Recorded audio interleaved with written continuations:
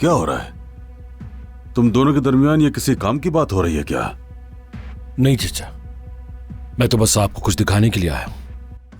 क्या मकई भी बना लूं? हाँ जरूर, ये तो और भी अच्छा हो जाएगा क्योंकि इस फिल्म का हीरो उमर है। खुशामदीद मेहमद। बहुत शुक्रिया।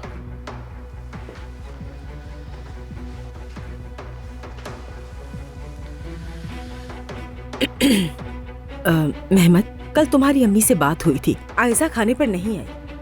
क्या मतलब नहीं आई? जी नहीं आई थी वो, क्योंकि वो किसी और के साथ थी। अल्लाह अल्लाह, ये लड़की को क्या हो गया है?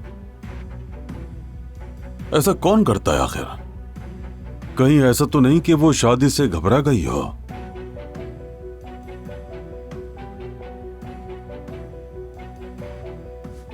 कुछ तो है, और वो मैं आपको अभी दिखाना चाहता हूं चचा जान।